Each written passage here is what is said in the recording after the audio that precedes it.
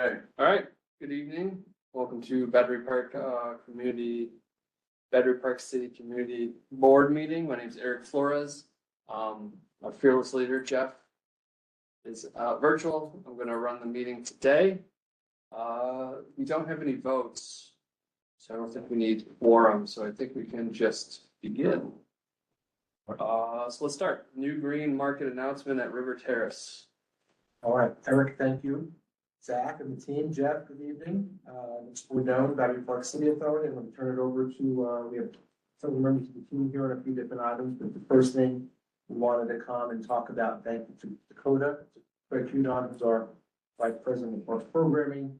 We have a farmers market coming back to Battery Park City for the first time in some time. So with that, I'm going to turn it over to Dakota to give you guys the pitch. Sure.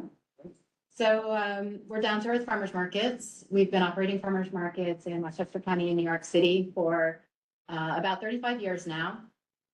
And we are going to be opening farmers market on Sunday, May 11th. The farmers market will run on Sundays from 9 a.m. to 2 p.m. Right up until Thanksgiving. And we're going to be bringing in a combination of local farmers and local small scale food makers. We are very selective in how we recruit. So that is the focus of the farmers market. We are mission driven to support local small scale agriculture, to sustain small scale agriculture into the future in the New York area, and to build the small scale local food system. So that is the emphasis of the farmers market. For this first season, we're aiming at about 20 stalls. We're hoping to exceed that, but because it's something where we need to recruit in other small businesses to try it out and put a toe in the water, we're starting with some of our anchor farms who we know we can rely on, who will bring terrific products and charm people. And then we're hoping to grow it from there as the good word gets out that this is a great farmers market and a great location. So we see great things coming. And I'm happy to answer any questions at all. The farmers market will be on River Terrace at the bend just next to the Irish Hunger Memorial. We like this location very much because it is safe for us to set up in the street. We can cut it off from through traffic pretty successfully. It provides space for the combination of vendor tents and the vehicles that will be coming in from outside the city so that we can stash those away out of the way. And it's a lovely spot. People, I think, will really enjoy being able to walk down a pretty street right next to a playground, not too far from the ball fields, do a little bit of Sunday shopping and get on with the rest of their day going through the park or through the neighborhood. So that is our thinking on the matter. I have just found out in the past day or two that our textile recycling organization, Green Tree Textiles, will be joining the farmers market. And that means that every Sunday folks can drop off clothing, bedding, items like that that they don't want, can't use, even if it's unusable, because Green Tree is a nonprofit that sorts out of their Bronx facility and will send unusable items to a scrap recycler in New Jersey. So their mission is to try to get as close to zero landfill as possible. We love working with them. So that's going to be a really nice amenity as part of the farmers market. If I can answer any questions, I'm happy to do it, but I'll stop there. Okay, we'll start in the room. Actually, I live in the building. Sorry to ask, how many is going to be in the street versus, is it anything to do around the Echo Monument itself? Is that large amount of cement there? There is. We are going to be, the market is going to be entirely in the streets. And yeah, the reason is that that plaza is not easily accessible for folks unloading vehicles with pallets of fruits and vegetables, for example. There's a little bit of a bottleneck entering that plaza. So our intention is to start in the street. I think that the plan is that programming for the market will be in the plaza. So kids' activities, music, things like that will take full advantage of the plaza. So it will be. Yeah, thanks, Cody. We'll be providing some pop-up programming throughout the season. A little later in the morning, though, it'll be midday when we're doing those type of activities. So we do want to support this market in every way, and that includes having some programming activated around it to make it a celebratory experience for people. you gonna link that to the park building, which is right there in Rockefeller Park? The park house. The Park House. We don't plan on directly connecting with the Park House now. If we see that it can help in any way, then certainly open to that. But we won't be, for instance, selling product from there. All of that will be centralized in the market itself. You know, I'm thinking of the kids who might be over there playing, maybe just as attractive to come over. For sure, yeah. So we're thinking that by providing some activity on that plaza, it will sort of, connect the plaza with the market, with the playground, with the Park House, and sort of have some, synergy in that in Rockefeller Park. How far up the road from the museum will it be? It'll take out, It will be kind of on the bend area towards North End Avenue. Is The retail section for the first season is focused on the space running parallel to the memorial. okay, There's big city bike rack there. Yeah. So we're mindful that as the market grows, we will need to start to use the bends and then possibly even along the park, and we'll see how that goes. But we're also using that for vendor parking to keep those vehicles off the rest of the streets. And so it's, but the retail section is gonna be starting at North Avenue and then back towards and this goes through Thanksgiving.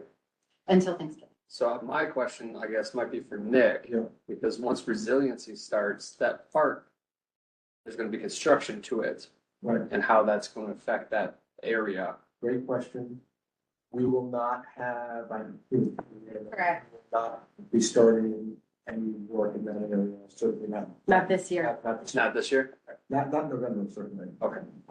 There may be some subsurface. Yeah, like preliminary. infrastructure. Right. Well, I testing, mean, the work stuff we're, like that, But not massive construction. not in yes, earnest. Yeah. the hard construction is to that, I think that wall that runs right alongside that road. Yeah. And that's not. And that's part of the yeah. resiliency, but that'll be, It's a different phase, yeah. okay. Yeah. okay.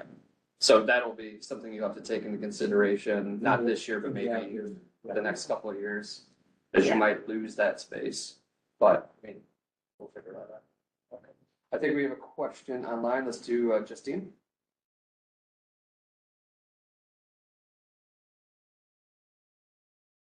Sorry, I had to figure out how to unmute. Sorry, I was spacing out. Thanks so much for this. I'm sorry I signed in a tad late. So it's River Terrace that's going to be closed, right? The street's going to be closed. Is that correct? correct. Okay. And for how many hours of the day? From 7 a.m. to 4 p.m. Right. What interference, if any, and I don't know who will know the answer to this question, will there be with the school buses or school children at PSIS 89? Probably It's nothing, on but. Sunday. It's on Yeah. Sunday morning. Oh, Saturday morning, never mind, that's irrelevant. Okay, and then the next thing is just Sunday morning. The information about the drop off of clothing or used clothing, tell me that again? And that would be every Sunday you collect it? That's correct. That's going to be every Sunday, and it's through a nonprofit called Green Tree Textiles. Green Tree Textiles, that's such a great thing. And I have had requests or questions from people and Nick, I think I sent this to you and I don't think I heard back. Some folks in the neighborhood have small businesses or whatever they operate. Would you ever open up a table to somebody in the neighborhood for something like, food or that? And then maybe you spoke of it and I missed it. Cause like I said, I sorry. You sent it to me, I sent it to Craig very beautifully answered me, and I lost my response to you, I apologize. But the Okay. answer is it's a process. I can get the information over to the individual, and then it goes to Dakota and the team. Yeah, perfect. Deal with them directly. That's wonderful. Not me, because I know nothing. All right. And Thank you so Christina, much. Appreciate you all.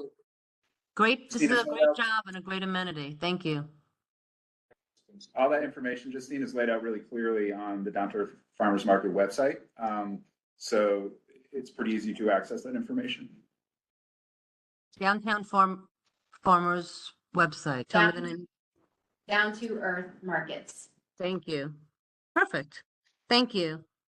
Thanks, Justine. Let's go to Jeff. Hi, everybody. First, I just want to apologize for not being there in person. I came down with COVID over the weekend. And although I don't have much in the way of symptoms, I didn't want to get everybody else sick.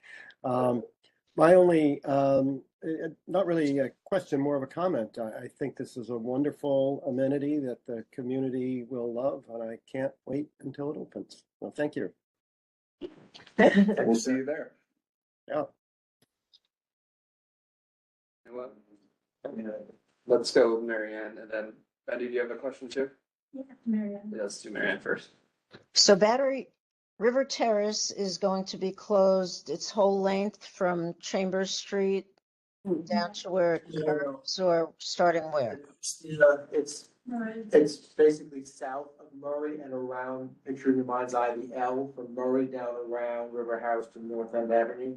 But the first Okay. part would really just be the area, parallel to the Irish Underground.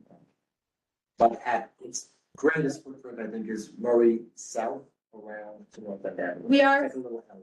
it's the L. We're closing from Murray to North End Avenue, the entire L, and the reason is safety, because of because River Terrace running parallel to the memorial is one way, and two ways, the other running parallel to the park. We need to make sure that no vehicles drive towards the farmer's market. And so the easiest way of ensuring that safety was to cut off access at Murray Street. But that also gives us space for vendor vehicles so that they're corralled in one location. And it gives us space to expand when the market is successful as we want to add more vendor tents. And you're planning to keep vehicles in there in such a way that people can still come and go on city bikes? That's correct. We will not be blocking the city bikes at all. Okay. Okay. Are you gonna ask people, sorry, are you gonna ask people not to park there for that though? On the street?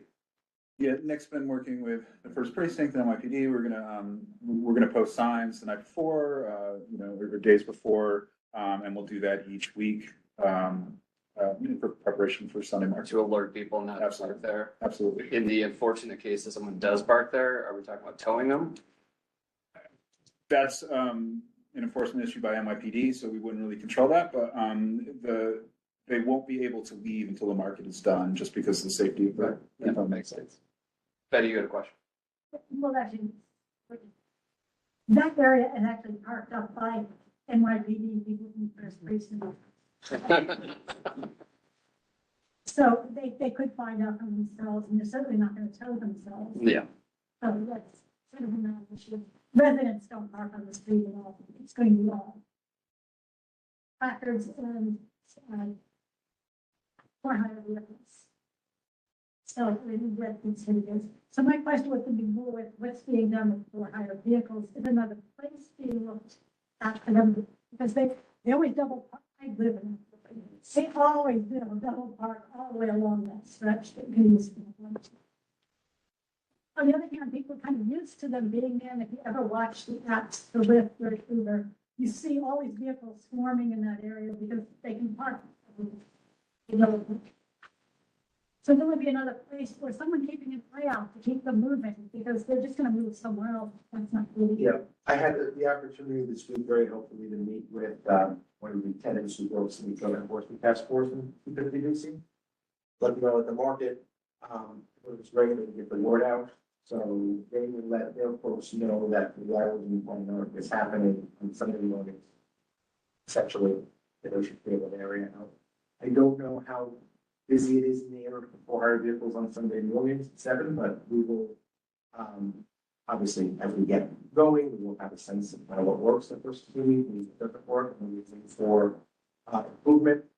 I think the team are aware, so we will certainly monitor. We've said that we need to we might want to ask some of our friends at the first precinct to keep an eye on what's happening for it. Actually, the TLC prefers you go directly to them, Okay, right. because they have their own lawyers that deal with it, and they have their own, in their whole own system. In fact, the police department keeps saying they're so much more efficient than we are with that group of cars. How better off to deal with them. We can just report it. That's good. I will make sure. Report it and have the ambassadors help. They can just help with that if we get in a particularly good spot. They don't have to withdraw their phone and even have to. It's a good suggestion, thank you. Okay. Well, thank you very much for coming. We appreciate it. We're looking forward to it. Great. And If I could just follow up on what Nick was talking about, the tenants of the building. And I think you were talking about the Brookfield building. My concern, my question is it possible to get a contact person for that task force who works there and parks illegally there to let them know that this is going to happen? And even find out, is that office officially or unofficially open on the weekends? It may be that there's a skeleton staff of people in, may not be as big an issue, but it would be good if they feel they're getting full notice to think of alternatives on. Yeah, I walked the site with the lieutenant who works there the other day. They're a 24/7 operation. But they're aware of the market and want to do what they can to be helpful to get their Okay, vehicles out of the way. okay, thank you. Yes, of course. Okay. Thank you again. Hmm. All right, we're gonna move on to BPC Streetscape Enhancement Project. Sarah Fisher Curtin. Yes, they do. So thank you, Jeff, and just Eric, Zach. Sarah Fisher Curtin's our executive director of sustainability for the authority. We have some folks here from the team as well. Who saw and here for design and construction. Planning and design. Yeah, that's okay. We have been kind of in some informal conversations, I know, with some leadership from the board, kind of working with styles to bounce some ideas off of improvements and things like that about the streetscape as we embark on what is going to be a multi-year, as Eric had mentioned, a multi-year construction initiative to harden and make more resilient the coastline of Battery Park City from Heritage up. So with that, I'll turn it over to Sarah to kind of give the introduction, introduce the team, and then bring the committee up to speed on to kind of what we discussed and get your feedback on where we are so far. Thank you, Nick. Thank you. Hello, everyone. So this is the agenda we want to walk you through, just like the scale of the project, what we're thinking about, how it touches on improving the pedestrian and bike circulation in Battery Park City alongside the construction project, but also improvements that last beyond. What is the signage and wayfinding enhancements that we'll be rolling out throughout construction of the Northwest Resiliency, and then street improvements and open space improvements that are beyond the resiliency. Yes, the resiliency is there and it is important, but we have a whole other neighborhood that the authority is the steward of. So this project is looking at other areas, in particular, addressing the fact that other areas of Battery Park City will be out of commission or, changing a little bit of flavor during the construction. So what are the other areas in Battery Park City that we can enhance? Thank you. So as I said, this is about sort of our ongoing stewardship and ongoing improvements to Battery Park City spaces, responding to the resiliency projects, but also other concerns we've heard from the neighborhood about street safety, pedestrian safety.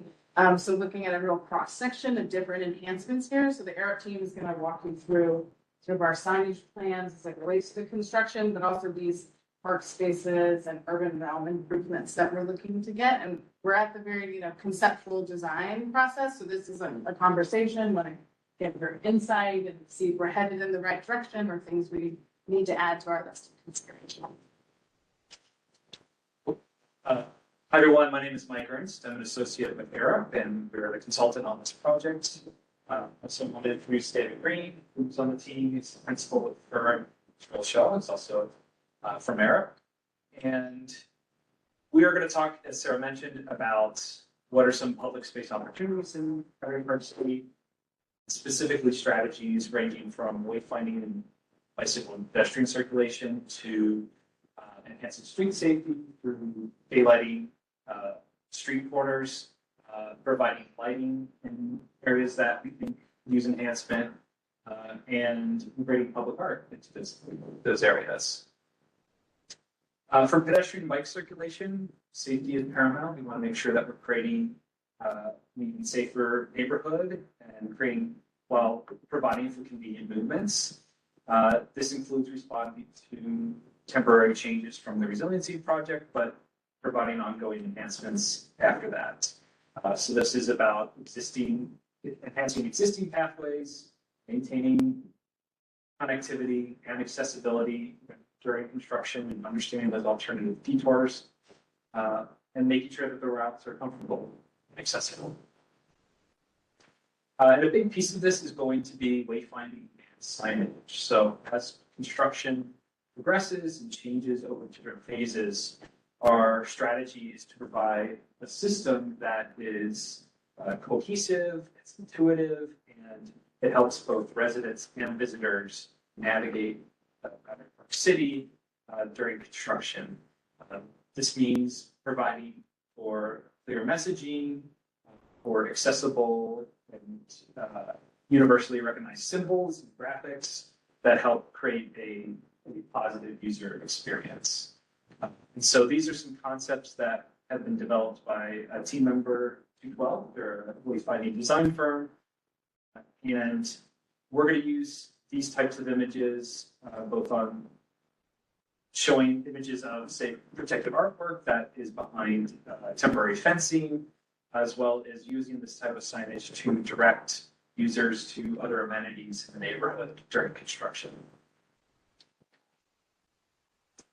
We'll also be using wayfinding and signage to provide for educational and interpretive modes. So this could include helping users understand what is the goal of the resiliency project, but also providing other enhancements about the history or the natural history of Battery Park City.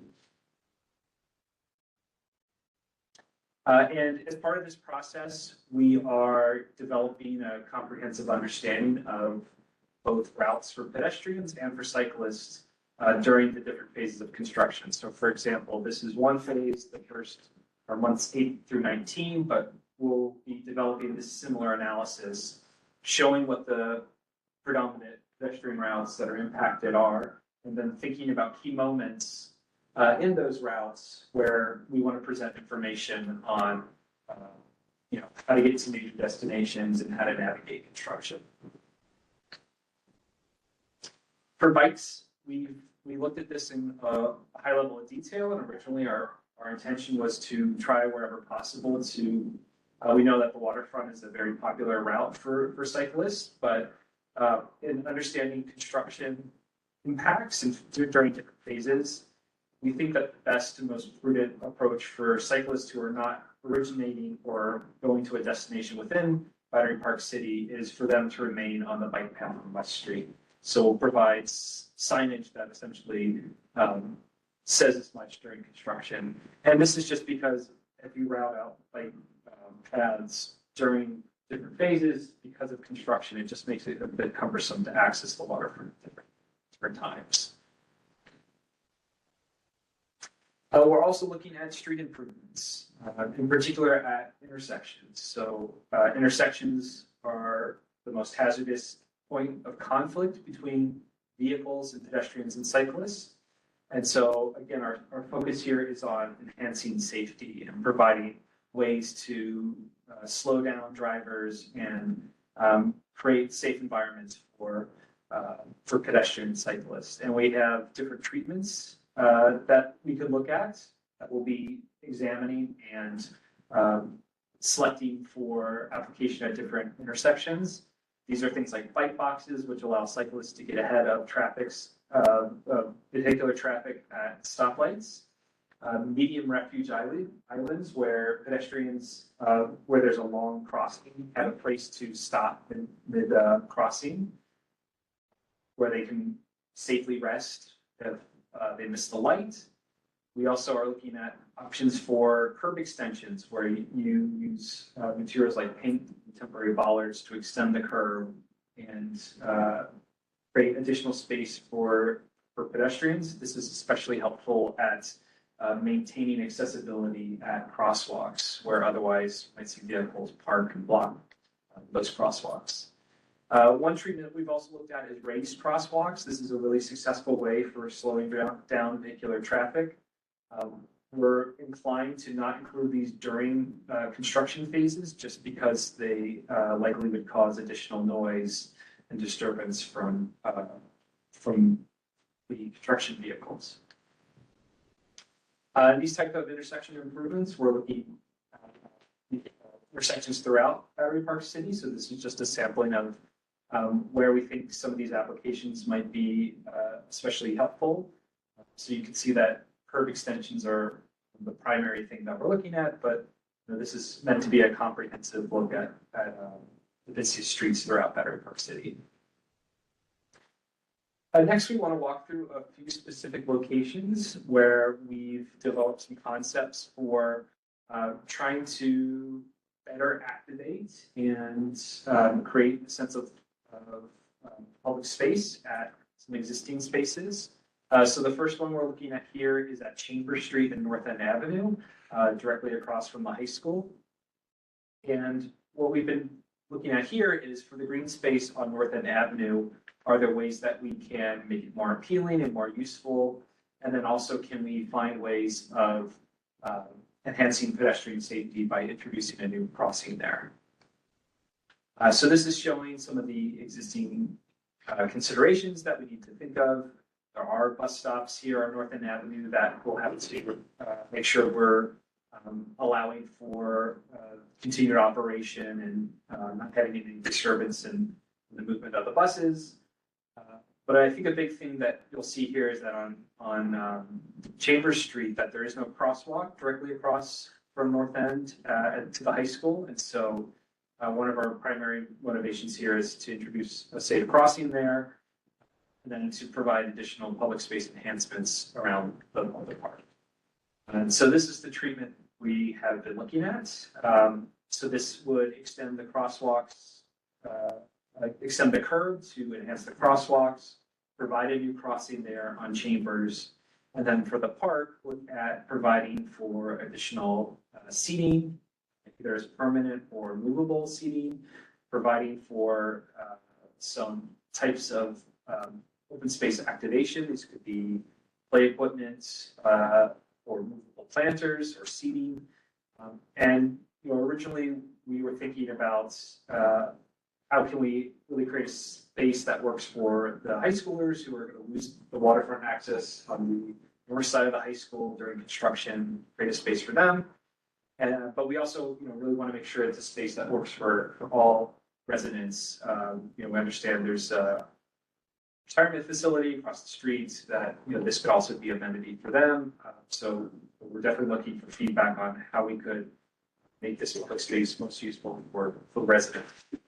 Good question. All these things all the little circles are intended for within that rectangular space, correct? Predominantly, yes. I mean, you'll see a circle there that shows the type of crossings we're looking at. And this is not an all or the above. These are some of the elements that we're looking at. And, we don't want to clutter up the park with too much stuff. I think it's more, these are the type of things that we think could be successful here.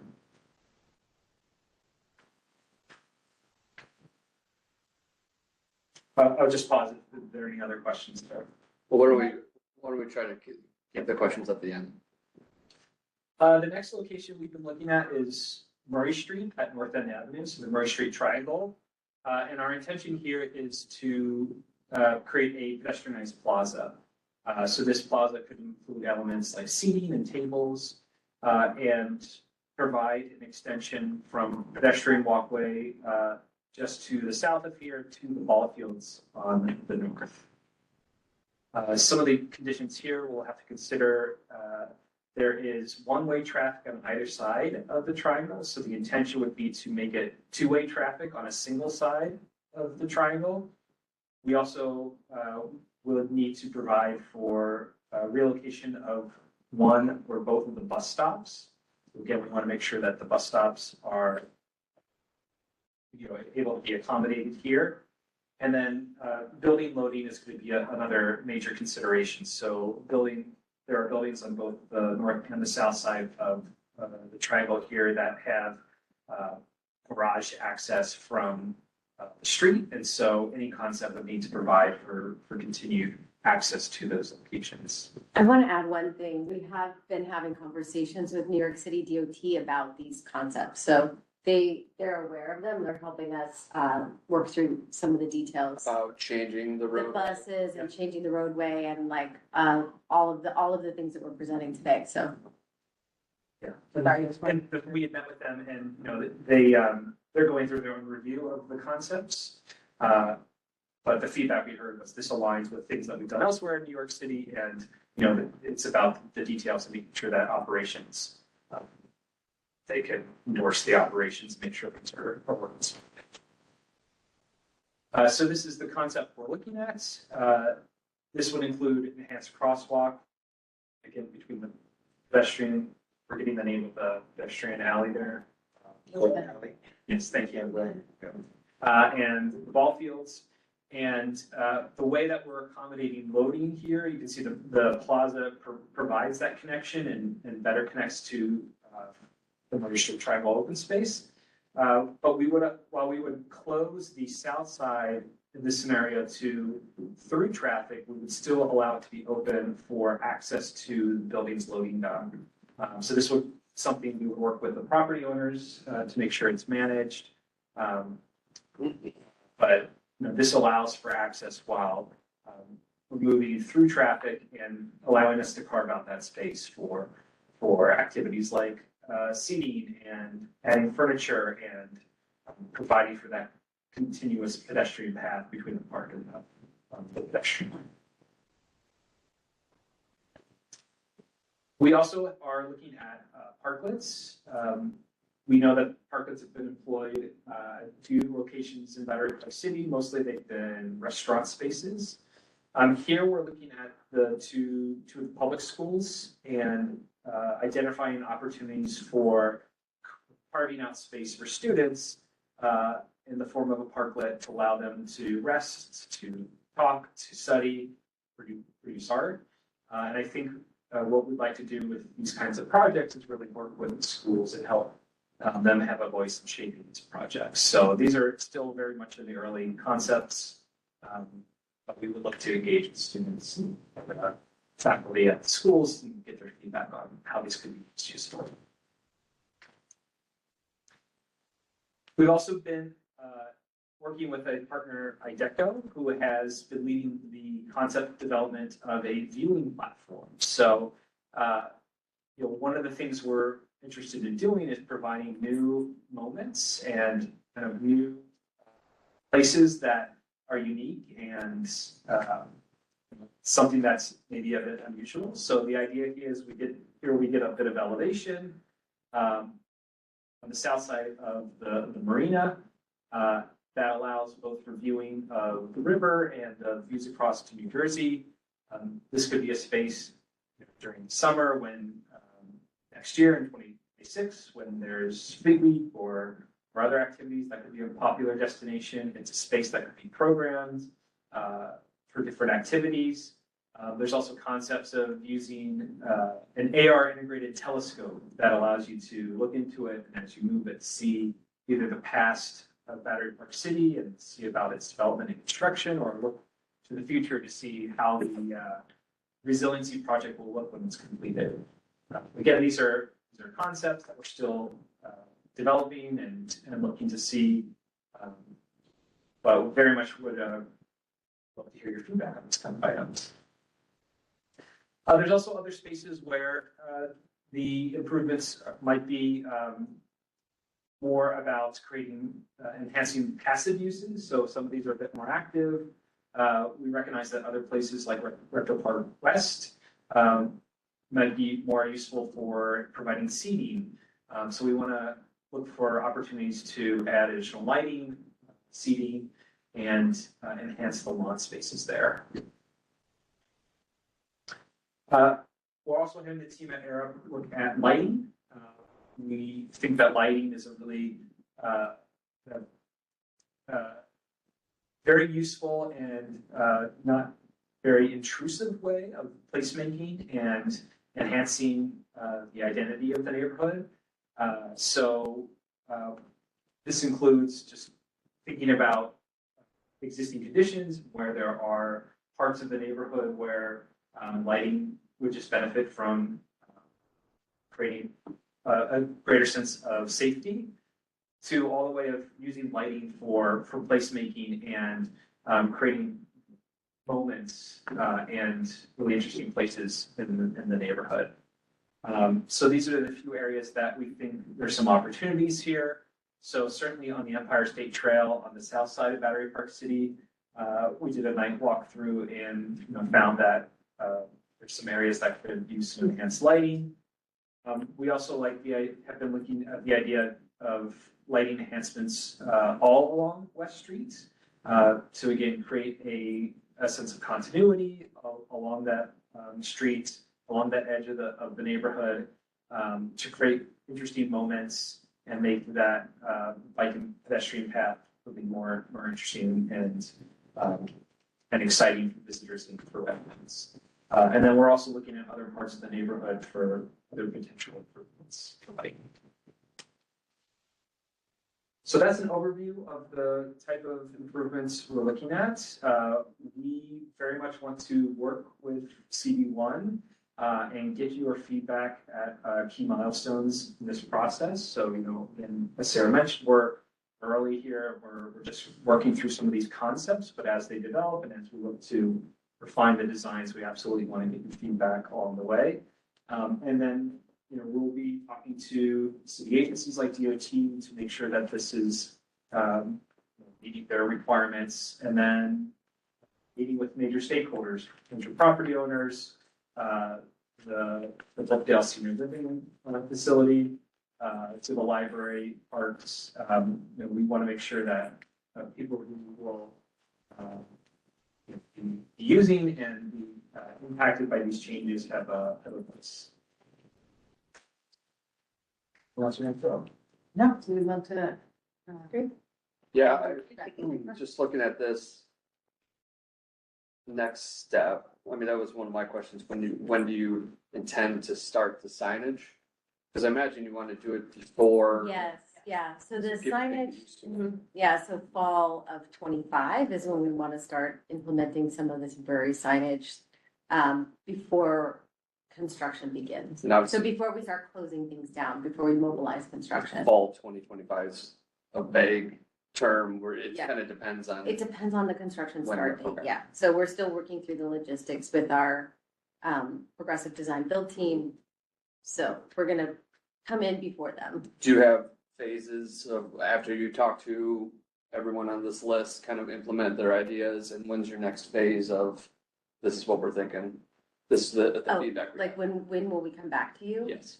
I think we were thinking about coming back. Do you have a June meeting? Yes. So It's the first Thursday in June. we're May. Like, What about July? Yeah, I maybe think a July a meeting bit more time would to. be better. That's fine. Closed in August. Yeah, Okay. So. Okay, so we should come for July if you're closed and, that's fine. Yeah. yeah. I would add, Eric, so for the benefit of the committee, the common sense considerations, like things we know are going to be happening in the way like signage, that stuff we're gonna Yeah. do the pace with. Yes. Things that we want to make sure we're really kicking the tires with the community on in terms of like what elements of this redesign you like or don't like. Those are the things that we really want to make sure we're getting a little bit more of a deeper conversation on, but signage is signage. That obviously is gonna. Gonna go. Now, obviously, this is because that if those areas are going to be closed, so we're anticipating that all Correct, through yeah. Battery Park. We know that we need signage either But way. we also discussed, and I guess someone correct me if I'm wrong, that you're also going to try to keep that open in the back for people too, The north.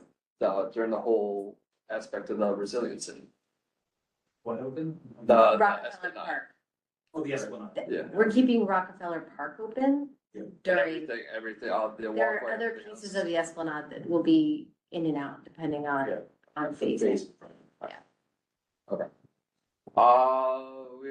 Let's start in the room, then we'll go online. Betty? I recommend before you make final decisions about Chambers Street and North End Avenue, So many things I hate about that intersection. But in fact, people with disabilities, those of us wheelchair users, that's the biggest reason I get to know them, is they're coming to me to talk, complain about that very intersection. A lot of issues, and I know the DOT will not be very sympathetic. But for instance, you notice on the corners, when you're crossing the street, you show pictures where you're turning at 90-degree angles, so you're going directly across Chambers, that isn't the way it is. It's actually in the corner. So when those of us who have to use a curb cut, here's the crosswalk, here's our path. We don't use the crosswalks. Which is why most of us just plain stay in the streets, because there's no point. They're not gonna move the curb cut for us. On the other hand, can you move the crosswalk sign? So the cars aren't so shocked, because they always look at me like, what are you doing? Well, where do they think I'm gonna go with a crosswalk that's directing me in that direction? Of course I'm gonna go in that direction. But they're so shocked. And then people who are standing in the middle of the road and looking down, they're shocked when I wanna go across the street and get back on. Like, what are you doing over here? They didn't see me crossing the street because I was going back. But if you're on the west side of the street, that's where it is legal to park in front of the curb cut on the north side of Chambers Street.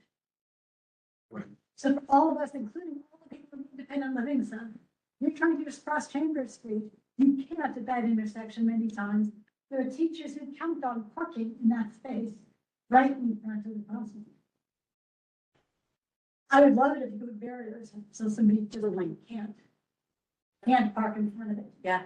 Because we CD1 had passed resolutions asking them to change the rule in general. But why is it legal in New York City to park in front of curb cuts if it's at a T intersection? It's like, really? Yeah. Yeah, we can use some of the concepts that we've been looking at to make it impossible to park. Right, so you may have to look at things such as the width of the crosswalk that you set up for paint, as well as barriers. that are put up. Planters or something that protects people It from. can be done Yeah. relatively low expensive.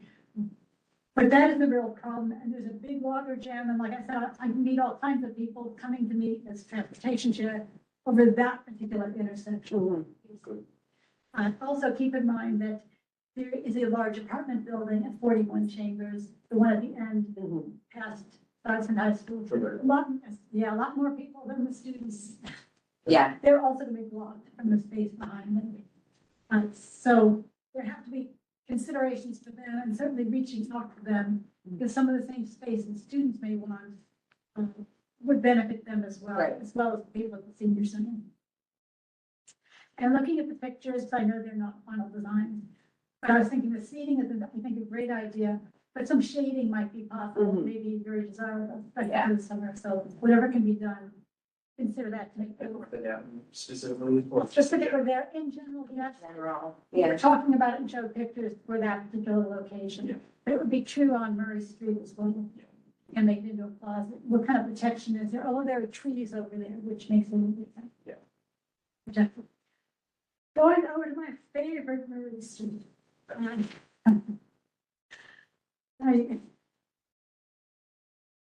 in awe of the people, the trucks that back into that loading dock, into Goldman Alley.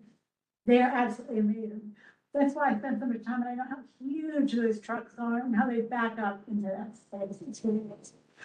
But sometimes they also park across sidewalk. So what I wanted to point out was another issue is when a road's gonna be pretty much closed to private vehicles and other things. One of the concerns that I have is I can't get on and off the sidewalk anyway. I'm stuck, so I have to go all the way back to West Street to cross over there. So if something can be done, there's something to do, it's just a way of, here, you just take sledgehammers and just get rid of some of the curb. But look at how do people with accessibility issues or even with strollers, how do they get on and off the sidewalk? Yeah. You know, they come to a point and you have this great general area, but you always detour people and say, everybody, you better go over there because you're gonna be stuck over here. And that's the problem with the loading on the other side of the street, although that's not as big an issue. So it's often. I hit the trucks going to Golden Alley every morning that I go out, so that must be their prime time.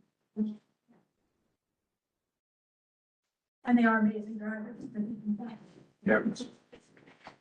It's like entertainment. But no, I think that's a great idea to work on that particular plaza. And parklets, I think a great idea. When you're looking at number 289, I would also double do that and look at since the ball field across the street. The one thing I hate about Battery Park City is already set up in those huge areas of furnishing zone with those cobblestones between the curb and the sidewalk, which take up more than half of the sidewalk. And none of us use it, so everybody goes single file down the sidewalk and makes turns, waiting for someone else to clear so they can go in the direction. But anyway, some of the people who are backing up, going to with their brothers and sisters at the ball field, they may be just as happy to use the parklets. Like school may or may not even be in session, so you want to consider actually both sides of the street when you're looking at Warren Street. Because the ball fields could potentially benefit as much or more than the Stevens.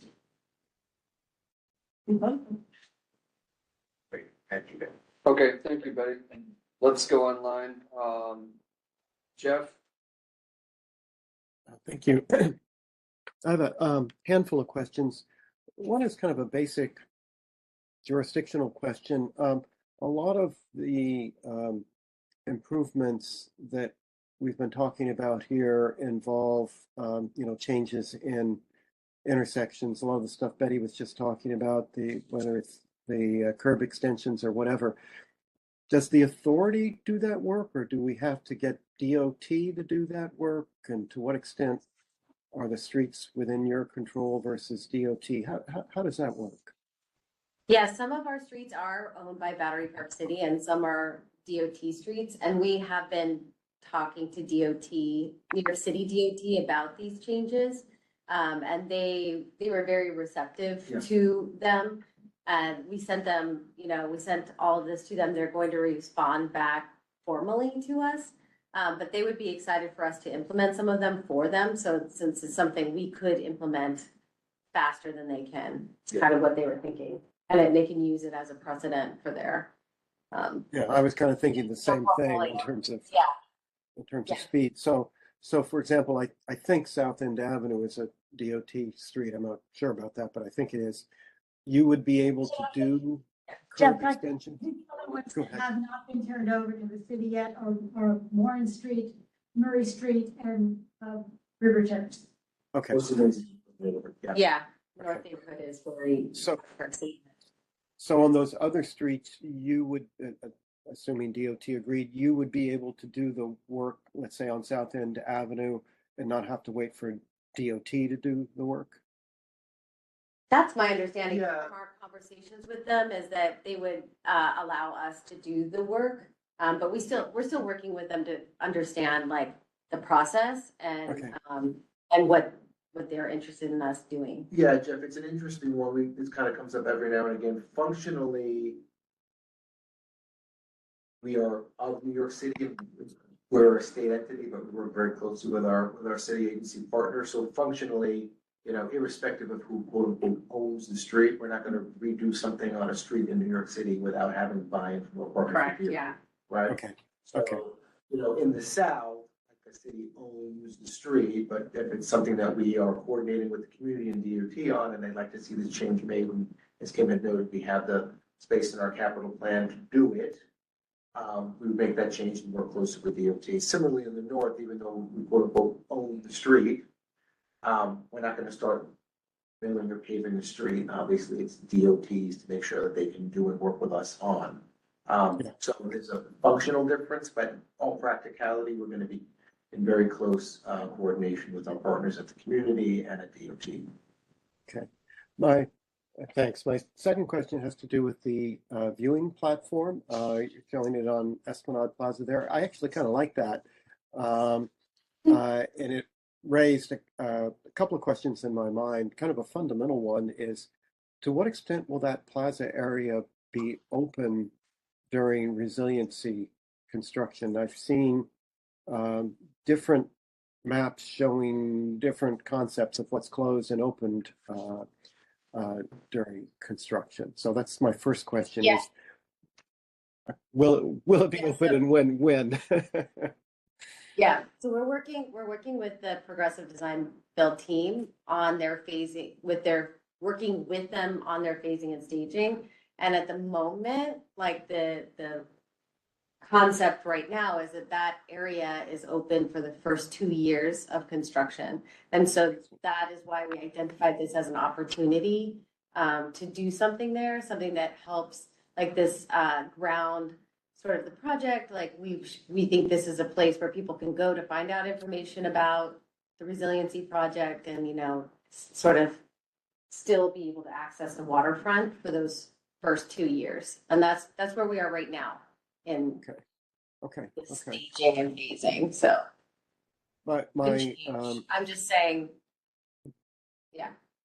It's an idea. So It's an idea. Yeah. My sort of second comment question about the viewing area is, that the plaza is an area that sometimes designers look at and say, hey, it's a lot of just wasted flat space. But as all the people who frequent Battery Park City know, and the authority well knows as well, it's actually used a lot for various things, whether it's, I know you're going to preserve the volleyball court, which is heavily used, but Correct. Yeah.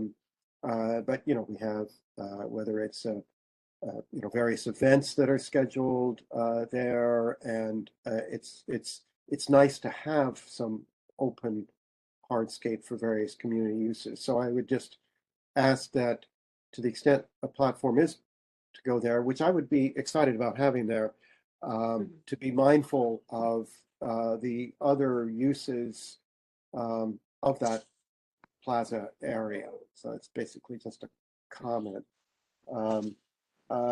Third question is, in some of our working group meetings and discussions, we've discussed trying to do something about West Thames, or closing off some less trafficked streets for public space during construction.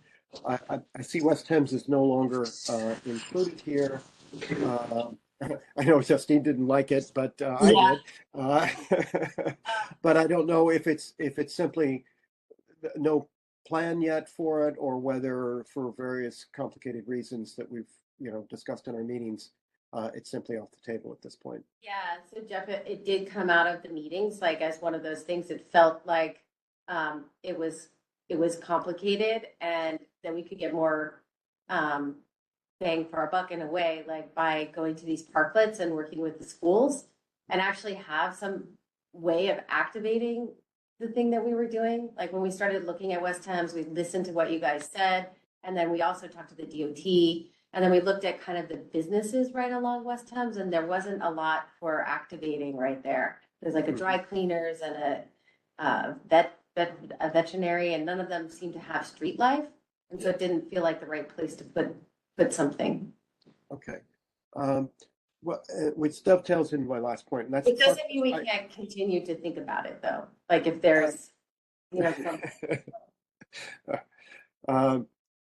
Parklets, I actually never heard of the concept of a parklet, and I was trying to understand what it was. So maybe we can go back to the slide that has parklets there. They look like a prettier version of those ugly sheds that were for dining. But yeah. So explain to me what the concept is. Does it takes a street or sidewalk space and turns it into effectively park? What and where do you decide to put them? And what's the concept there? These have been done in different formats, but typically they will take parking space and use it as an extension of the sidewalk. So you access the parklet through the sidewalk. And you're right, like there's many formats that have been used for dining, restaurant seating, but you can go online and see this is a model that's been used in cities all over the world. There's really some creative applications here. You can have plantings, flower beds, seating is very common. You can have bike parking. You can have, these have some shelter elements to them. I think it's about, and I would also say that some protection from the traffic is important to you and make sure that, if they get stung by a car, that they're sturdy. But, what we would want to do is, again, work with the schools and understand kind of what would be most useful here. And that might be seating with some table space for homework. So there's a lot of different ways that the design, a lot of really great, interesting examples out there. Okay. Well, I have an open mind about whether or not, even though parking space can be a premium, I have an open mind as to the concept. The one thing that I would want to avoid is what happened to some of the street sheds for restaurants, as many of them fell into disrepair quite quickly and ended up being, trash collection points and so forth. So there would need to be both sturdiness in design and construction, as well as, maintenance program to make sure that they didn't fall into disuse. Those are my comments. This is all very interesting. Thank you. Thanks, Jeff. Thank you. We have a question in the room, Patrick. And quick question on the parklets. How do you close them at night? Because we got all the situations. It's a good point. I guess we'll Kids are out of it. Almost Someone please repeat that question. It didn't come through, Mike. The question was, how or can you close these at night? And there was concern about homeless, people who are homeless using these. So I think it's a good point. I guess I would ask, how is it different from a park or other space where there's seating? I mean, or if those are actually closed or. Right now, we deal with the sheds and get the homeless going underneath the sheds at night. Yeah. Right, and we have to move them. Yeah. And then, there's others where they turn around, and if you don't catch them right away, you end up dealing with it in camp.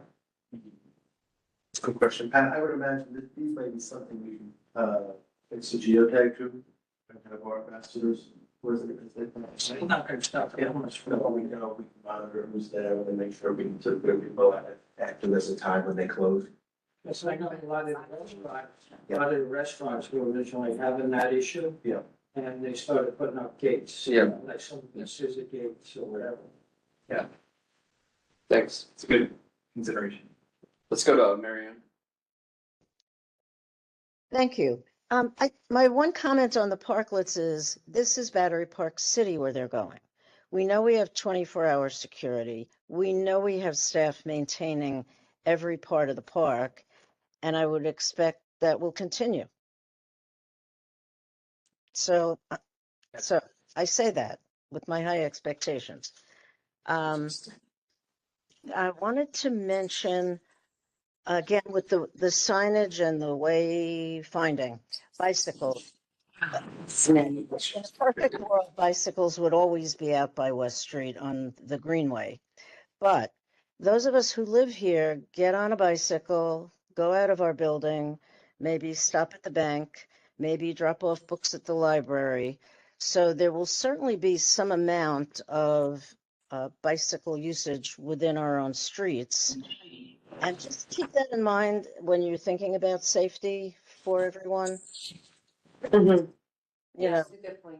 It's great. Yeah, we That's- still want to bring and in so- more, encourage bikes to Right. come in, more bikes. Right, Yeah. Justine, I know who's on, she'll remember this from some years ago, I'm dating myself now, but way back in maybe it was 17 or so, we had a bicycle working group, Jeff was on it as well. And we had kind of netted out in largely the same place we have here, which was the fastest north-south route is on the bikeway, which is specifically designed for that. to We don't speed. want to, yeah, we don't want, Yeah, well, and if you just want to get to where you're going, we don't want to obviously prohibit bicycles from being in that part of city, but there are considerations to be had, especially around more crowded areas where we have in some various points done dismount zones or other types of measures in place. So Marion, your point's a good one, is it's a fundamentally different consideration and experience if you're in the neighborhood and commuting locally. mhm, I think clear signage about how to get where you're going is helpful. yeah, And then, to Kimberly's point, not necessarily encouraging other bicycles and not prohibiting it, but reminding folks that if you're wanting to stay on your way, the best way to do that is along the already established bike lane that's on the Greenway north south. Right. But And thank you. And I'm assuming the parklets are open to anyone. So for example, if a group of seniors want to sit in a safe Totally. zone, Definitely. there's not going to be a That's- sign for students only or any such correct. prohibition. Yeah. Thank you. Justine, So much, Eric. Thank you guys for this presentation. This was great. Okay, I have a couple of things. I'll start backwards based on the comments from Marianne and Jeff, and then I'll get to what I was going to talk about. I agree with what Marianne is saying with the working group that Nick mentioned. We said, yes, we want all the thoroughfare bikes, the bike riders, the tourists, if we can keep them on the Greenway, that's where they need to be. But if you're in the streets, one of the things that would be useful for people in the neighborhood, not so much signs as to the dry cleaner is this way or something, but having, like, I think we now have like bike lanes on our roads. We want to keep the bike lanes on our roads, just to keep it as a sign, to know that if people are going to be aware, people will be riding bikes on the roadways on South End Avenue, Albany Street, whatever street it's going to be. So, you know, as you're doing this, that's something to keep in mind. And again, signage is so important to keep people off. And I like the way you said it. Do you want to get from point A to point B? Go on the Greenway. With the parklets, Patrick, you raise a good point about security and whatever. That's all a good thing. But then I have another question for you, because I'm always, as much as Betty wants to shoot me now, always an advocate for the parking, people with parking in, especially the South End, South neighborhood. And question is, for a parklet, it would be, instead of being on the street, what about that huge open sidewalk space by the corner of Albany Street and South End Avenue? It's the northeast side of Albany Street on the edge of Brookfield. It is a huge open space. It would be a wonderful parklet space. And if I get voted out and you're going to put parklets on the street anyway, that's fine. You know, as just said, it's interesting. It's a cool concept. We need every parking space on the street that we could get, but that space would be amazing. Yeah. Activation. Justine, if I could also just add to Justine's, that Pataki Parkway that we have is very, very wide, and there is empty space. There was an attempt to put some activity space there a couple of years ago. I don't think it really picked up. Take off. Yeah. But it could be put there near one of the schools, both of the schools, well, near the school. Could be, yeah. I mean, there is open space on the other side too. But again, I would be creative, not just. And again, I know you've got to get sign off from the authority. You've got to get sign off perhaps from Brookfield. But that space is just a wait. That is That's true. streetscape, empty. That really could be activated in a really beautiful way, and this would be a cool way to do it. Viewing platforms, excellent idea. I love it. And as you were talking to Jeff about, I agree with him about preserving the open space and making it a narrow walkway to get to the viewing platform and keeping it up.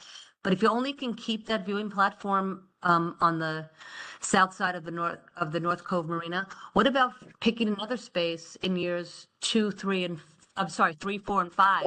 An area that's finished, if possible.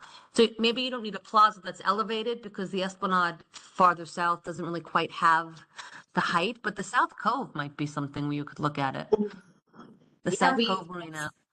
That's exactly what we were thinking, is that it could be, that we could deconstruct it and reconstruct it somewhere else, like that it's, we're talking to Ideco about that.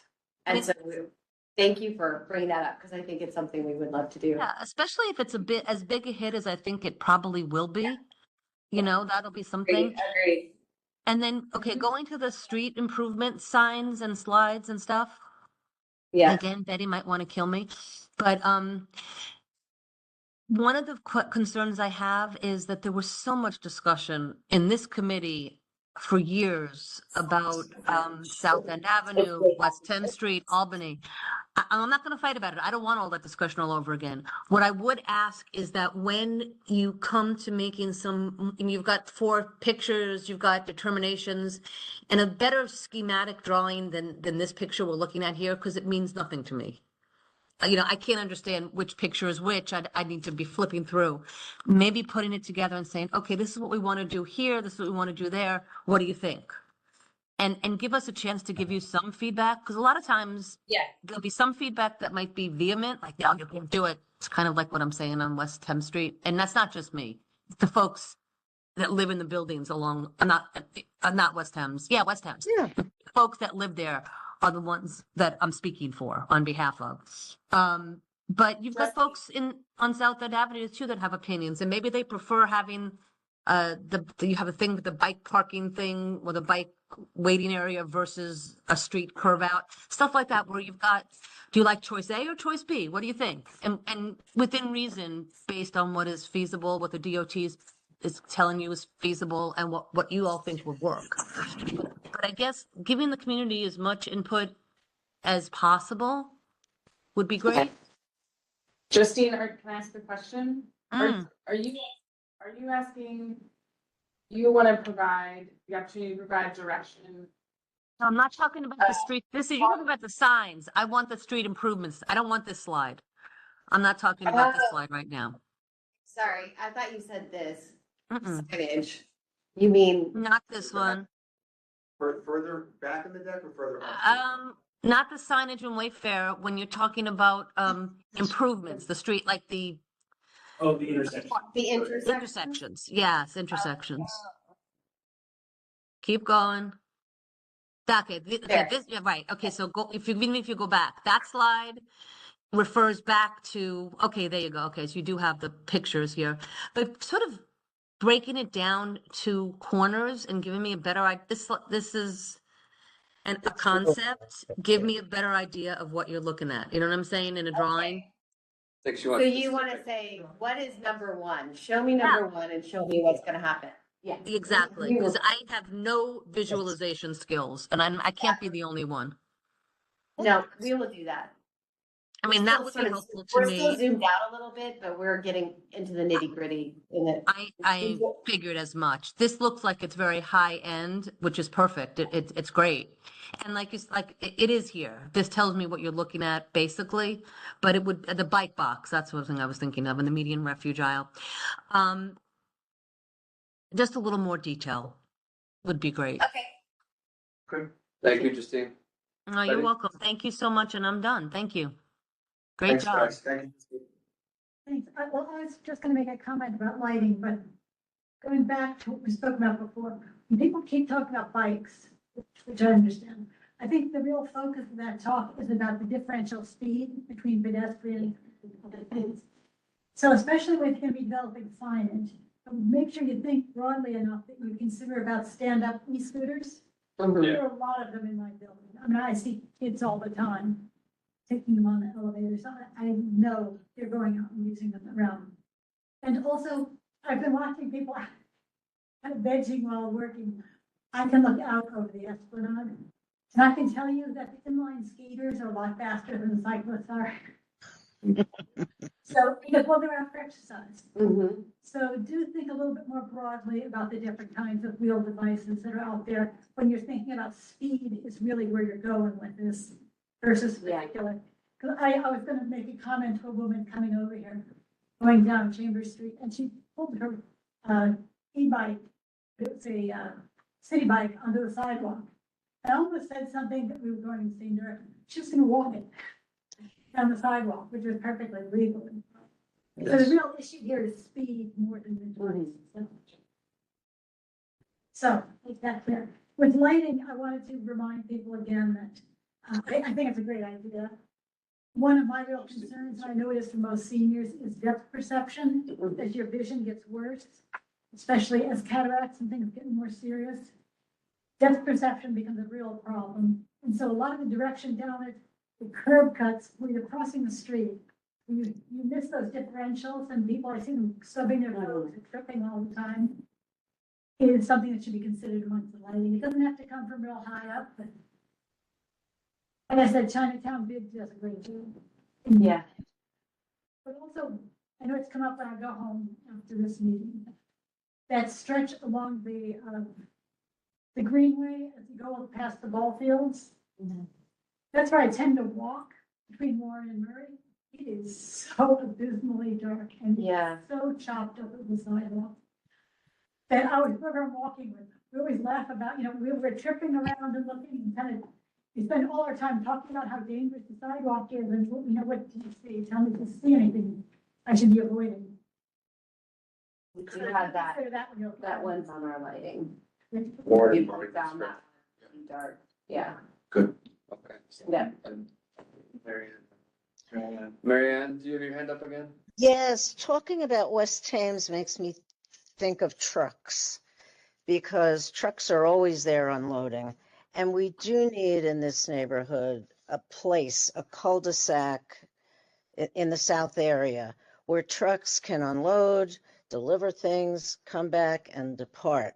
They're everywhere, double parked and parked, particularly on West Thames, right in the middle of the street where the bicycle station is, the city bike station, because that gives them a safe spot to park and unload. And that's a real problem I see here, that we have big buildings, there's constant deliveries and move-ins and move-outs, and we really, they have to be here for our sakes. So I don't know. I wish we could make a better place for them to do their work and clear out. Thank you. Thank you. Justine? Thanks. Just a quick thing about the actual signage. Well, now I'm going to talk about signs. Can we go back to that picture? So I guess backwards, not improvements, but the actual signs. Okay, bike circulation, keep going backwards, with your concepts of what the signs are going to be. All right. Yeah, there's two Yeah. slides. Yeah, One- this is one- actually, these are kind of cool because they're very, I think they're more informative than what we have now. I'd love to know what people are thinking, but I love the idea of what's happening now, what's going to happen. I think this is great. So thank you. Yeah, we were trying to be very bold with these so they stand out and don't blend into our normal signage, It's a Yeah, good idea. I think it's a great idea. So thank you for that. Okay, great presentation. I appreciate it. I'll Thank look you. forward to what you hear from other people and then we'll talk again in July. July. Great. Thank you. Stay away from everything.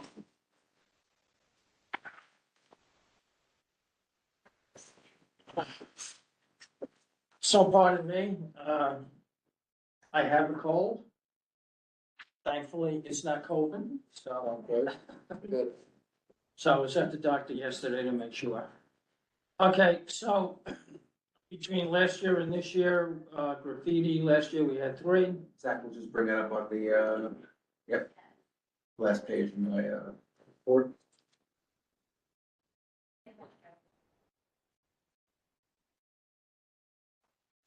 It's on a folder.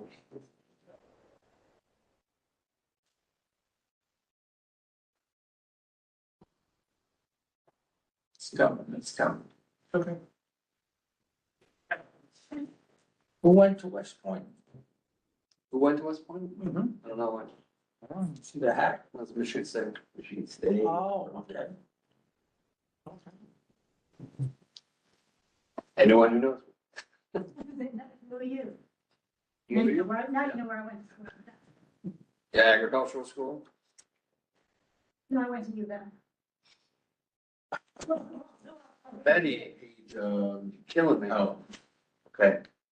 And so. All right. Put your special numbers in there too, there you go. Okay. So this year we only had one graffiti report, and that was on a door. Homeless, last year we had 22 reports, this year 63. Yes, been dealing with the homeless, trying to set up underneath the sheds, the street sheds, especially over by Teardrop Park. So we're dealing with specifically just 3 homeless people, So they're moving from one place to the next type of deal. Lost and found property, last year we had 8, this year 2. Park rules, last year we had 9, this year 3. Vendors, 0 for both. Dogs, last year we had 17 dog reports, this year we have 9. Also to note, we issued 9 summonses for dogs off the leash. So 8 of them were dealing with Rockefeller Park and 1 for West Thames. Inside the playground? Inside on Rockefeller lawn and West Thames in, I want to say AstroTurf. Yeah. Of the Okay. Okay, Fantastic. that's, There was I do have a question. There was like a compound in between the West Side Highway that I think some homeless people had got onto the middle barrier and were living there, whatever. that was like, almost a year ago. That was back in the fall. Yeah. Cleared out. Yeah, they were cleared out. The first time I saw them set up there, I saw them. Oh, And we went over and spoke to them and told them that they would have to move, and we gave them some time. And when the time was up, that was it. They went across the street, they were out, and Parks took everything out of it. okay. Questions, Justine? Hey, thanks so much. Just a quick question about the 6 Point Brewery advertising signs that were put on the sidewalk. Nick, I know you had exchanged emails with a couple of people in the neighborhood. Are they gone yet? Don't worry about it. Yes, I mean, there's exactly the place to bring it up. I can tell you that, yes, we're on it. I don't want to be politic about it, but we were thrilled. We got in touch with our partners at Brookfield. They were super responsive and very quick to get back to me. And what Brookfield did was the areas that sidewalks within their jurisdiction, they removed it forthwith, and had directed 6 Point to make sure that they had taken up the advertising on the sidewalk where they had put it. So they are in the process of being removed now. They should be all completely taken up by the end of the day tomorrow. If we see any stragglers, let me know. We'll make sure we get them. We'll make sure that 6 Point gets them cleaned up. So much, yeah. They paint on the sidewalk, just like, kind of like a guerrilla market. It's like a stamp. Yeah, with a stencil. Which But is yeah. fun as far as it goes, but there was no review, no request. I'm not saying it would be approved, but we wanted to let them know that, like, we took a shot, but you gotta pull this stuff up and, not do this, without any consultation whatsoever. Yeah. Nick. But thank you, of course. All right, so I'm gonna run through this, relatively quick. I don't wanna give it short shrift, but I wanna be mindful of folks' nights. The cover picture there, you'll see our very esteemed city council member, Chris Marte, throwing out the first pitch at Downtown Little League's opening night celebration on Friday, April 4th. I'd be remiss unless I gave credit to the great team at the authority for those beautiful new ball field paddings that have been replaced. They look pristine and green and ready to go for another season. So that was a very nice event. Did he get the ball over the plate? Marte? Is there any other answer I'm gonna give you that, of course, it was a perfect strike? Give him a hard time. Threw a strike. The farmer's market we covered here as well, so thanks to Dakota and Craig and the team. I had Zach very helpfully pulled this up midway through the presentation, but there's on the map there on the right, you'll see it's highlighted in green, the area of the footprint of the market, which is south of Murray, and then that L around toward the intersection there of North End Avenue, River Terrace. Last month, I was able to report that access to the Esplanade at Rector Place had been restored. Now I can, I'm very happy to report that all the fencing is now completely down. There's some temporary plantings there in the area as well, so it's not just hardscape. That will tide us through until the larger resiliency work comes through in the coming year or so. But for now, the fencing is down and that area is back open to the public. I'll go to the next page. Last month, Katie McDougal, who was our great CCL for the South Project, was here, letting folks know about the near surface isolation work that's happening along West Street. Eric very faithfully brought it up at the full board meeting, so thank you for helping spread the word. It started this past Monday evening, April 28th. Happy to report that so far I haven't gotten any complaints, but it is overnight work, and that is necessitated by the fact that it includes work on the West Side Highway, so it has to be closed and done overnight. Those are the locations. There's a travel advisory on our site. We put it out on socials as well, and that work is undergoing. Katie will be back next month as part of her bi-monthly updates to the committee, but so far so good there. On the Northwest project, these are just some updates, but as you know, we had some tile testing going on at different locations throughout Battery Park City, 4 separate locations. Happy to report, as I did last month, that it's complete at Stuyvesant Plaza and Harrison Street Route 9A, and the sites are restored.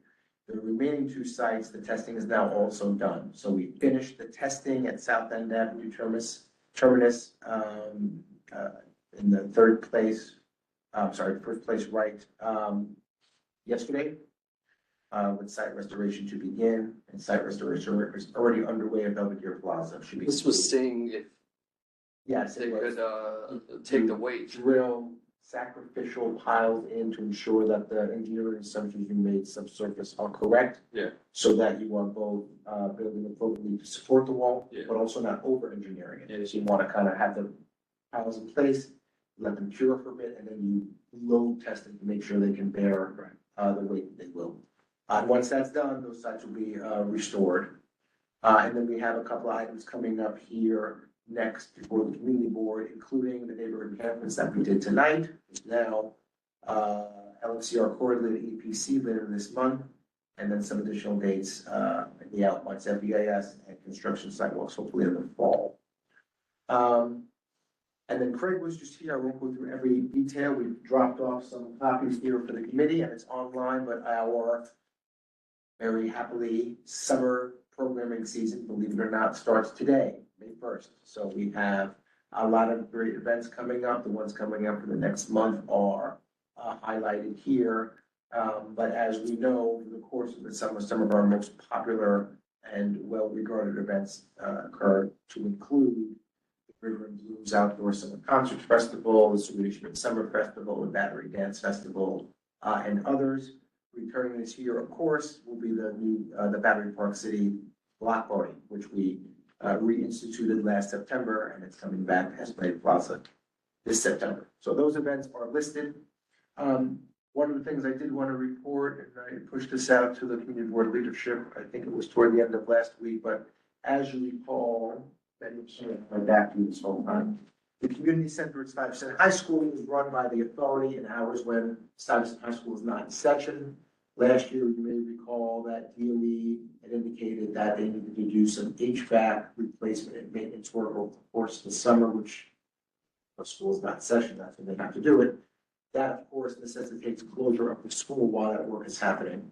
Through the great work of Craig Hudon, who was here, and our partners at Asphalt Green, we were able to broker an arrangement whereby community center members were able to access Asphalt Green for the duration of the summer.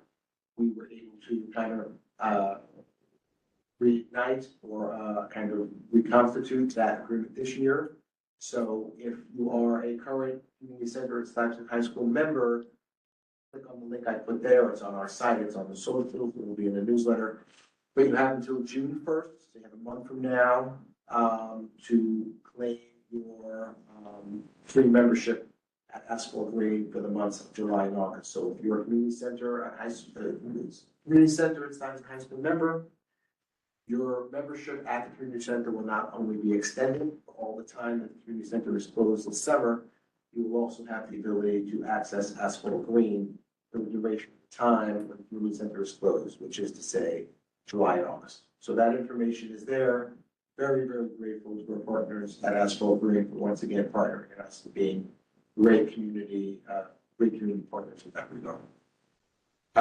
These are just some other items we have. We talked about the bird glass, the bird safe glass window that we installed last month at, the windows there at Teardrop Park. We have a survey that you can click on and see, tell us what you think of the windows, and what you think about the ways in which you receive this information from the authority anyway, which will be particularly useful as we continue to gear up and push information out, not only about this work, but about the forthcoming resiliency work and other related matters. We have, again, as a reminder, Pat, I'm thinking of you, no dogs on lawns. Pat's team issued 9 summonses the past month on no dogs on lawns. So the word is getting out. Is back and Shirley's back in town. So keep the dogs off the lawn, please, and on the leashes. And then, of course, a scam alert, please don't give your phone to anyone you don't know. Homeless assistance, we covered a little bit, that information remains there, and lost and found information. Zach, if I have a hyperlink in this report, of which I have many, and you click on it from here, will it actually render and bring up a website? If you click on the very bottom of the page where it says click here to see it as it happens, this is very satisfying thing to see. It's linked in the report. But what's very cool to see is we have there a time-lapse video of the volleyball court being laid down, which I know is a big fan favorite. So here we go. It's about 30 seconds. There it is. You see it? See if it's You're gonna love it. Multimedia. And it's only 30 seconds, but I know it's such a popular gathering spot for the community. We were in the time-lapse video of our, there it is. Right. There is our staff laying out the volleyball court.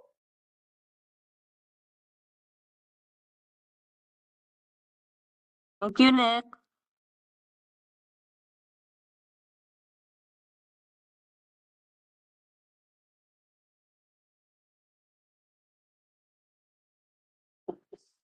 Oh, right? That makes a choice. That is cool. But, and it's really important, we have a very dedicated group of pickup volleyball players. I know they take a lot of pride in that space. Jeff had mentioned it earlier, it's kind of this community third place where people come and gather. And the volleyball court specifically is very valued part of the community. So it was a cool video to kind of grab on, took 30 seconds, and we just wanted to show that that was out there as well. So that was up, I think, as of April 16th or 17th, that was laid out. All right, next item there, let's see where I'm at. Thank you. It's okay. We're almost to the end. Thank you for indulging my video. Thank you. The last thing actually is after the volleyball court. We don't have that, Zach. Sorry to be extra.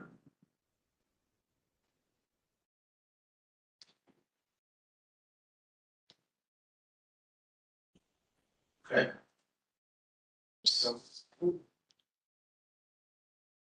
we'll get it. It's okay. This is what I get for trying to bring a multimedia experience to your meeting there, Eric. Right.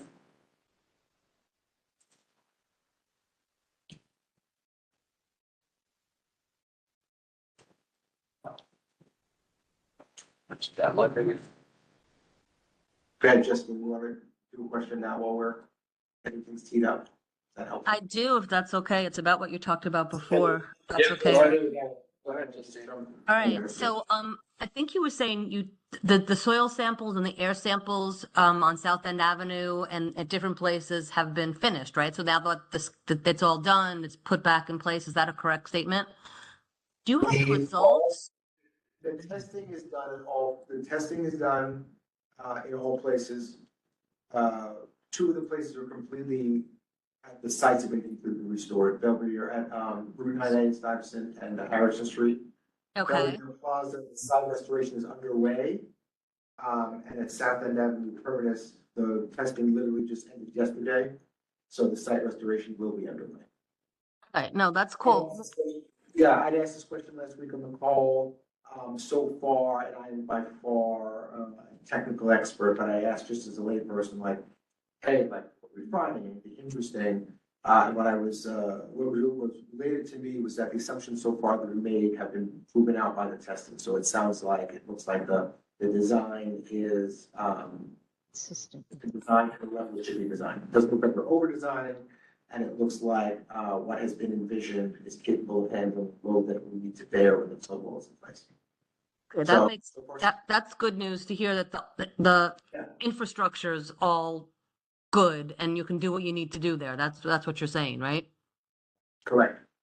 Oh, that's cool. Now, did you take soil samples too, or air samples while that was going on, or that was not done? The pile testing itself was about the testing of the piles. Over the course of the work, there was air monitoring and noise monitoring going on to make sure that it wasn't above what the baseline that had been established before. Got it. I don't think that we saw a ton of variance from what was established. You know, we had the noise blankets in place and we had fencing up along it as well to try and minimize the impacts as much as possible. There had been, over the course of the previous 2+ years leading up to now, various times across the project site, we were doing what was called geotechnical sampling. We were actually sampling some of the soil beneath it. This was not that. It's all kind of a piece of kind of the, call it like the pre-construction work. But this work in particular was about testing the piles and the low bearing. Got it. Oh, that's very good news. That's good to hear that it is what it's expected to be. And then with the geo testing, that all will, when anything that is reported comes out in the draft EIS when that comes around, is that it? Or we have seen that already? It should be. I don't want to speak in terms of draft EIS is out. What we coming up next is the final EIS, but Got it. Okay. Intimately familiar with all the engineering considerations. What the design will be reflected in the FAS. The findings that we develop through the course of the design work and the impact, the environmental impacts study. Thank you. Thank you so much. I appreciate it, Nick. Of course, we just go back to where we were. Zach, thank you again for indulging me in the committee. We did that. We did the volleyball. Okay, we're at the end here. 4 meeting dates are listed there. No change, Mary Ann, from what we've listed, but I always list them anyway. Our neighborhood communications, neighborhood coordination officers from the first precinct and the first precinct from the council, which Pat and members of our team attend every month, usually the last Thursday of the month. The next one will be Thursday, May 29th. And then that was it. Zach, Pat went through his items, and we have some upcoming events coming through Battery Park City. What I would note, obviously, is Portside and Brookfield Place launched today. We'll be launching the Esplanade, and obviously the area will remain open for public going through. You don't have to buy anything to access it, but there will be food and drink and events also along, including some concerts to celebrate Pride Month. There'll be a vineyard event, and there will be some literary book club and reading events as well. And we have the American Heart Association run, which I believe goes through the Transportation Committee next Thursday, but that's flagged there as well. The last thing I want to add that just came in while I was sitting in the meeting, which we'll push out on social media, the 5-Borough Bike Tour is this weekend as well. And there'll be some closures of This weekend. This I thought it was last week. There'll be some closures of the UL County Battery Tunnel, which is technically outside BPC. But we'll push something out for the community so folks know if they're traveling really in the overnight or early morning hours, there'll be some impact to tunnel traffic. And with that, I just heard you talk today about the American Heart Association. The connection bus will stop running on Thursday at 6 p.m. simply because their route coincides almost exactly with the roads that will be closed for the heart. Makes sense. Hated. Okay. I see no questions. Meeting adjourned. Thanks, everybody. Thanks, Eric. Thanks, everybody. Eric, great job. Thank you so much. Thanks, everybody.